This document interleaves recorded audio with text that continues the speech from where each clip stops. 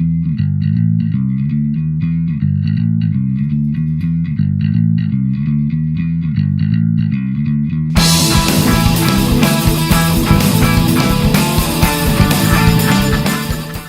and welcome to hobby vlog number 6. Quite amazing, I've managed to do this every week so far, and here's to it keeping going as successfully as it has so far. I won't waffle too much now, as despite me thinking that this one was going to be a shorter video, it's actually turned out to be just about the same length as the others. I have been ill for quite a chunk of this week and had no time in the hobby room at all until the second half of the week. However, I seem to have been quite productive in that time. So without any further ado, I'll let you watch some progress on the ruined watchtower. I might even finish it this week, and other projects including starting building Balin's tomb and also doing some work on a field, among other things. I will see you at the end of this video, I hope. I'm back looking at doing the field, which is going to be used to win the Battle Company's campaign and will go with the MDF buildings. If you remember last time I was doing this, I attempted to use a technique which just didn't work. I used some cord, some Hessian rope type stuff, and attempted to glue it down to make a ploughed field. And what happened was, because the PVA dries, and as it dries it shrinks, it actually shrank and moved the furrows, and so it just didn't look very good. So I tore it all off and put it away for quite a while. So now I'm back with a different idea, which hopefully will work better. It's a more traditional idea, and sometimes it's better to go with the tried and tested. So let's have a look and see whether this one works. As I say, a much more traditional method. This is going to use corrugated card. I am going to put it in roughly the same place as I had it previously, on my previous attempt. But I have decided that on this side I'm going to put a small pond, and I'm going to put some ducks in that pond, because you're going to have a little bit of a kind of garden area and a small duck pond, and I might put a little shed here, and it will be quite a traditional looking garden. So I'm going to get stuck into that, and I will invite you back when I have something a little bit more exciting to show than this. I have cut out a relatively flat section of the longer corrugated card and put some PVA on the back, and now just use my finger. I'm going to spread that over the cardboard. You don't need to have too much PVA to do anything. In fact, the more PVA you put, the more it's likely to shrink and cause you problems. So less really is more in this case. So what I'm going to do is I'm going to put it roughly in the centre, and I can see where that was because I've got the old PVA there, roughly in the centre of where I previously did the field.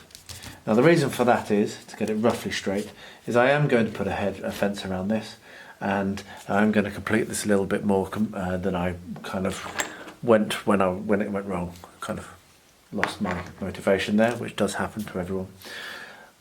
So with that down, what I'm going to do is start making the fence. I will invite you along to show you how I'm going to do that. What we have here is matchsticks without the match end, bought from any craft store. And what we have next to it, next to them even, is roughly a miniature, which is on the 28mm scale that I'm building this for. And what I'm looking at doing is working out roughly how long I want to trim these down so that my hedge, or my fence even, is about a good size. Now a good sized fence will be roughly chest height on a human to keep animals out and make it look secure. And so what you can see there is that's going to be from the 5 here to the 3, so it's going to be about 2 centimetres long. What that means is I can get 2 uprights from each of these matchsticks. So what I'm going to do is get my chop it out and set 2, and I'm going to need a lot because I have a large length of the edge of this MDF that I'm working on to put a fence around. So let's get started. I have cut quite a number of these at 2 centimeters length, and what I'm now going to do is try to stick them in place. This might work again, this might not. You probably are recognising something of a theme here. I'll be doing this with PVA. I have PVA on this plate, and rather than using a brush or anything, what I'll do is just dollop it on. So dip it in the part of PVA,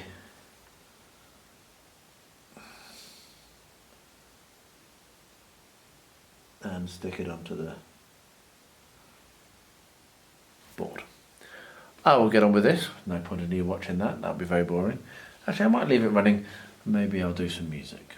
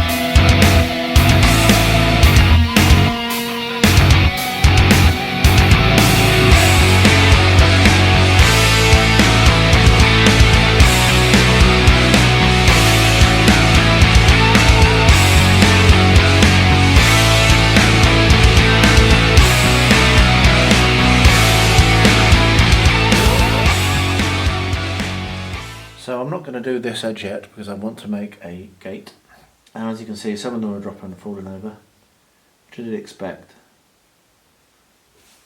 You can do this with super glue. I've done it in the past with super glue gel, but I want to try it with PVA because I'm stubborn, and it should work. It might just take a little bit of delicacy, and patience is a good thing to learn. One of the reasons why they might be falling over is you could find that you don't have a straight edge down on the base. So if there were ones that are continually falling over, you can either swap them over so that you have the other end up, or go and get an entirely different length that you've cut. Also, do bear in mind that this will have basic material put over it, which will then act as an additional reinforcement. So these will be planted into the basic material. I'm going to sit and straighten these and do something else, and then straighten them and then do something else. So I will invite you back when I have something a little bit more interesting to show you. What I have here are 3 hobbit holes made by Adam Brucas of Tiny Scenics. And I ordered these a year ago in the Black Friday sale he did for 2018, and they have still not yet been painted or done anything with. And now that I'm doing the battle companies and I'm looking at putting together lots and lots of terrain, I do think that I need these. So what I'm going to do is I'm going to build them on camera with you and bring you along with the process and show you what I think. And yeah, you can decide for yourself whether you think they're good or not, and I shall also give you my impressions at the end of this build. First of all, I'm going to prime these with my favourite spray primer, which is Rally Lac Schwarz Matte. So yeah, matte black. And then, before I do anything, I'm going to put my mask on.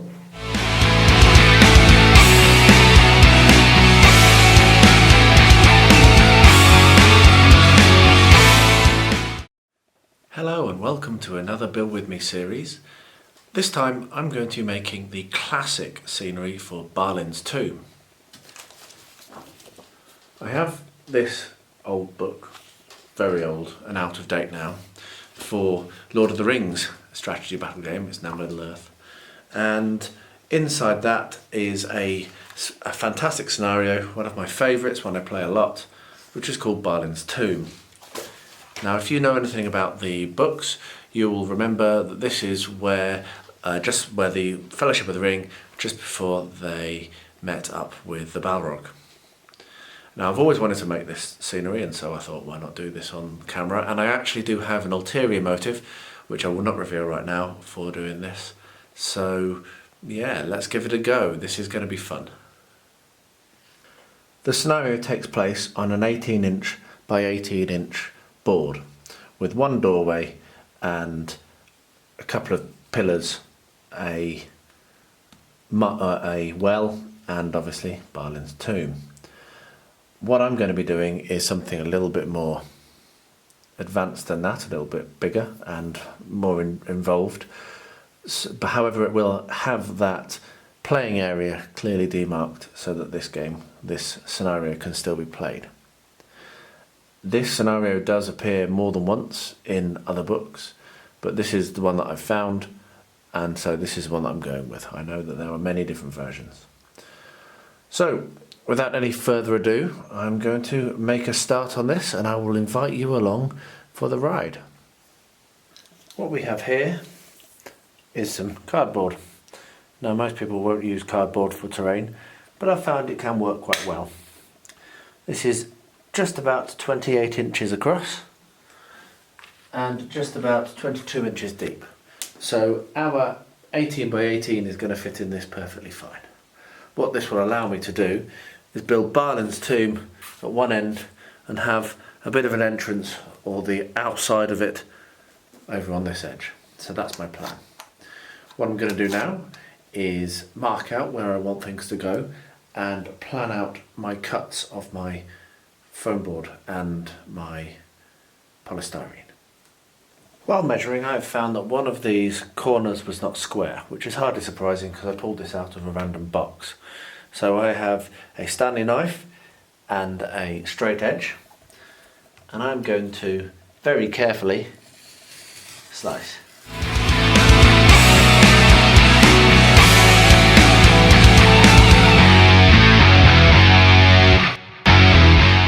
There we are.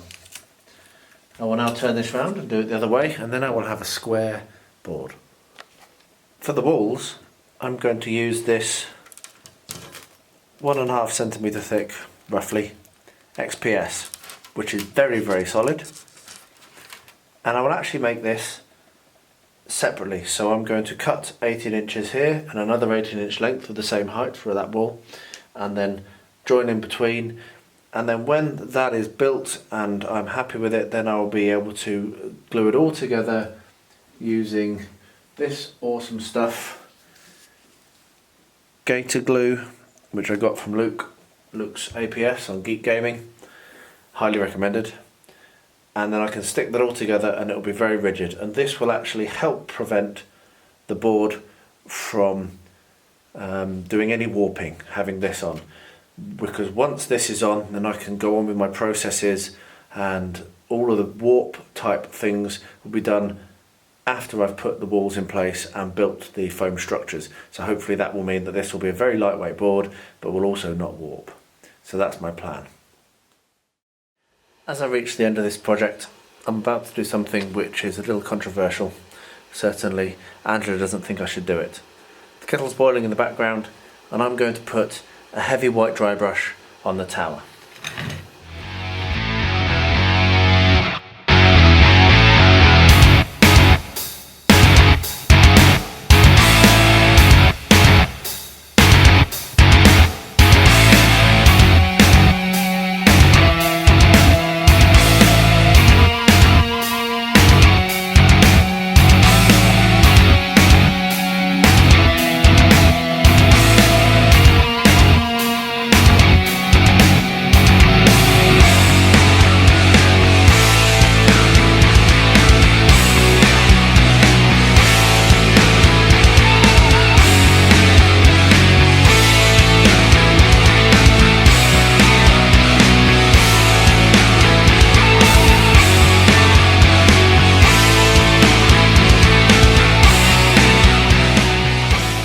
There you are. One bit fell off, but I can glue that back on. That took exactly the amount of time it takes for me to boil the kettle, which is superb. I will explain more as I wrap this build up about why I'm doing that. but I think it's worked, so I'm glad I did it. I now have only 2 more things to do for this build. First of all, I want to put some flooring, some wooden flooring across here. Just a bit, and it'll be tumbled down, but so that you can get up and shoot through out of this window particularly, and over the top of this wall, just to give it a little bit of 3D. And the second thing, we'll be putting on the ivy and the vines, which are going to be coming down on the tower. So what I'm going to do now is have a bit of a play around with some coffee stirrers and see what I can come up with regard to a platform. First of all, here. Let me show you roughly how I'm going to do this. I'm not sure I'm going to do it all on camera, because I think it will take quite a long time. But I'm going to get some cocktail sticks here, and these are going to be pushed in very carefully so that they are perpendicular to the wall. And I'm going to put, I think, 4 of these along this length.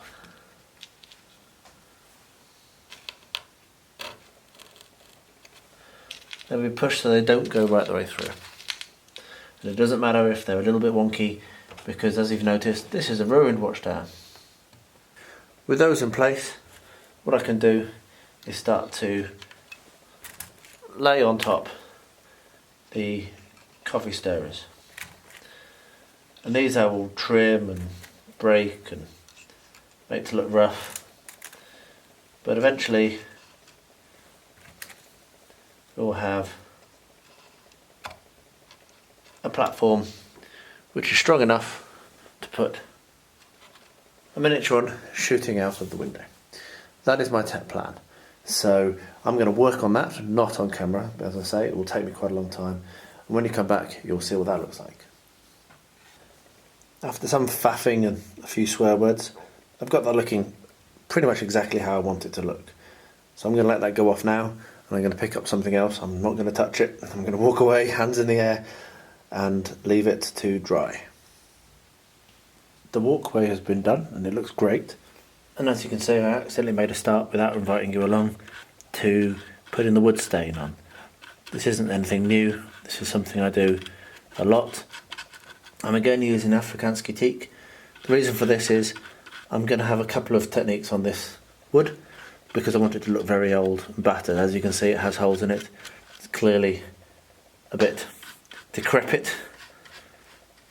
So this isn't going to be the final colour, but it will give it a nice dark undercoat, a nice base to go on as I bring it up with greys and greens and other interesting tones.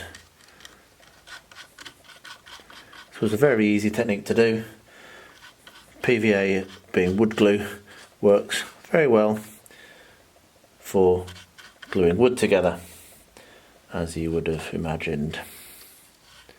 So as simple as that was, that's that. And what I will now do is prop this up and give it a coat underneath, which may seem unnecessary, but you never know when you're going to be taking pictures and it'll be obvious that it isn't finished. So finish stuff even if you can't see it straight off the top of the bat. Next is something that I was not going to do, but Angela has been absolutely certain that it is a good idea, and so I'm going to give it a go. And what this is taking a very fine brush, as you can see, very fine, you can't even see it on the camera, and a little bit of the dark grey and lining down between each of the blocks. So doing some shading basically.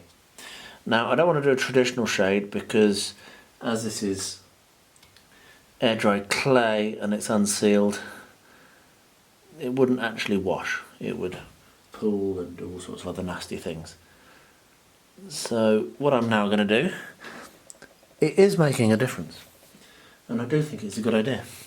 As I say, I wasn't going to do it, but take advice. So I'm going to do this for the next hour or so, and I won't even bother to film it because even at 1500 speed it'll be tedious. So think of me when I come back. Let's see how exhausted I am the next time you hear from me, having done this to every single block. And with that I'm done. It has taken me an hour to put the dark grey in each of the lines, and I know that because I've been watching Wargaming and Lockie's Paths of the Dead back rep, and I'm 1 hour into it and I'm pretty battered as well. That was quite hard work, but Angela did bring me up a very nice chocolate bun which I had halfway through as a little bit of a reward, and I'm going to honestly say she was absolutely right. That has improved it no end, so I'm very pleased that I took her advice. So now there are only very few things to do on this. I need to put which I'm going to do now, I need to put the vines on and then finish weathering up that wooden platform. So I will be back very shortly with a different angle and the next nearly final task on this build. How exciting. If you remember, I made these out of little bits of coconut matting and then dragging them through PVA and then with the flock. And this is designed to look like, this is meant to look like some growth that's coming down the side of the tower, so maybe ivy or what have you. And what I'm going to be doing is I'm going to be putting that in place here, trimming it off properly, and gluing it in. I'll be using super glue at the top, and then eventually I'll paint PVA, I'll spray PVA on it, and it'll probably take a couple of coats to get it fully secure. It's actually shedding a little bit as I'm working with it, so I'm going to be very careful with that. So I'm not going to do that fully on camera because I'm going to need to fettle it a bit. And I'll get the first one done and then I'll come back and show you on camera maybe when I do the second one. And so we have the first creeper in place. I've just used an entire tube of super glue and that's worked quite well. So I'll probably just use super glue, which is a bit stinky, but it's working well. I've got two other strands with green on, and I'm also going to put some dead creepers as well, which will just be brown, and that will make it look quite interesting, I think. So, onwards. This is brought to you by a shaky cam, as I'm handheld. Just thought I'd show you how it looks. I'm going to let this dry and then trim off any loose bits I don't like. And I might come back with some different colours, different shades of the flock. And as I said also, I'm going to put some dead ones in, but for now I'm feeling quite high because of the fumes, which is a problem. I should probably be wearing my mask. And I'm also pretty much tired, so I think that's going to be me done. I don't want to make any mistakes. I'm happy with how it is now. I think it looks quite natural, and I think it looks basically how I wanted it to, with a couple of strands coming down but not too much. I'm pretty happy with that. So we're very, very close to finishing this now. All I have to do yet is finish off weathering up if I'm going to. I might not now, I might leave it how it is. So I'll decide that, so it might be done. But yes, I'll have a bit of tidying up on the foliage there, at least, before this is finished. This is a very celebratory video. It is done. The ruined watchtower is completed to a state I'm happy with for now, whereas obviously every project is never completely done. I have many ideas of how to expand on this, which I will bring you along with for the ride when I do them. But for now, this is done, and I am very, very pleased with how it looks. Let me point out a few of the features and wrap this video up. So we have the insulation foam for the walls, which is painted over with a mix of polyfiller, paint and PVA.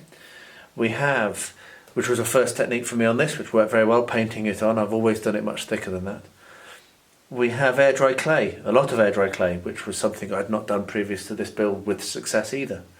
We have homemade flock, we have Luke's APS sculptor mould, we have sand and paint.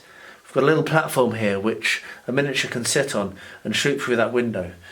One thing I may do, I'm not doing it just yet because I want to think about it a bit, but I may put another platform in this little section here, but for now I'm very happy. We have another technique here making the creepers or vines, which has worked very, very well and looks brilliant. I'm really pleased with it. We have some homemade bushes down here, which looks very well. And finally, last but not least, we used some static grass. There's a number of different techniques on this build, and personally, like I say, I am very pleased with it. I do hope that you have enjoyed watching me and following along with this build, both via the vlogs and via the full build video, whichever one you're watching this on. If you're watching it on the vlog, then the full build video will follow at some point in the future. Thank you very much for your support and encouraging comments throughout the process. And if there's anything that you would like to comment on, please make sure you do leave that below and let me know if you would have done something differently, or if there's techniques that you've learned, or if it's inspired you. I would love to hear from you. The hobbit holes have been primed. I did do 2 coats of the black primer, and now they're ready to be finished off. Now I think this won't take very long, but obviously, you know me, I do like to do things nicely, and I will have ideas probably about trees and all sorts of crazy things which will slow me down. But my plan, at least at first, is to put my brown paint on everywhere where there's going to be earth. I'm going to prime again, but with paint, the doors and all the wood with grey, so that I can lift that up with brown. And after I've done that, I will be putting phlox and different coloured grasses, and maybe some static grass and maybe some trees, and that will then finish it off. I don't want to go too crazy on these. I really like them. I think they've come out very well. So Adam, good job. They're a really nice do. So let's see how it goes after a couple of hours of work. One of the major challenges of living in Bulgaria is it gets cold in the winter, and as we don't have central heating, it's not quite so easy to keep rooms warm which you aren't going to use very often. So this evening I am down in the dining area. I have put some paper down on the dining table, and I'm going to spend a very short amount of time putting a little bit of work into these hobbit holes. I don't really want to spend that much time hobbying this evening, so there's no point in lighting the fire in room 13 for maybe 15 or 20 minutes of time. So I will point the camera down at the table and you can watch along while listening to some nice music. I have 2 colours of paint with me this evening. I have my brown, which is going to be put over all of where the dirt is, and then I've got some grey surface primer which I'm going to put on the doors and on the window frames. So here goes.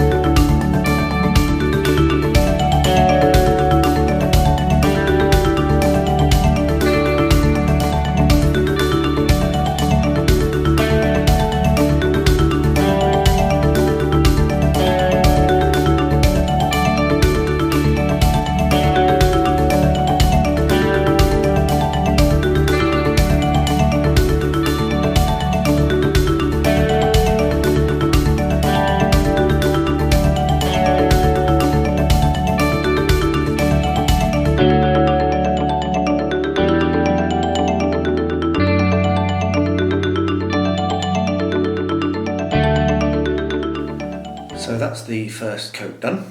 I will let that go off and hopefully get another coat done this evening. It doesn't look like I'm going to get to the grey this evening because that took a bit longer and is going to need multiple coats, but I think it's going to look very nice. So the brown paint, the dark brown wash, has gone off quite nicely, and I've also done the white undercoat on the wood, so there's one of them. What I'm now going to be doing is using my big brush and some very much lighter paint, which is actually called African, which is a very dusty colour. I'm going to dry brush over the dark to bring out the texture. Again, I'm not going to do that on camera because, well, actually I've got a bit of a migraine and I don't know how long this is going to take me, so I will come back when it is finished. That dry brushing didn't take me very long. It never does it? But on camera I might have struggled. So I've put this light colour, which you can probably see, on each of these hobbit holes, which are coming out really nicely. They're really nice to work with. So that's 3 of them. I will be moving back up to room 13. I think it's been good to be down here for these short hobby sessions, but also I am taking up half of the dining table, which isn't really ideal. So after this I will be clearing myself and going back up to the hobby room. Well done for making it that far. I do hope you enjoyed all of those short clips, and if you did and you're not yet subscribed, please do that below. It does mean a lot to me. Of course, if you are subscribed and haven't yet dinged the bell, then go ahead. I ask you every time, why haven't you done it yet? Please do. It does mean that you will get a notification whenever I do a video. And last but not least, thank you very much for watching Beard Clipper.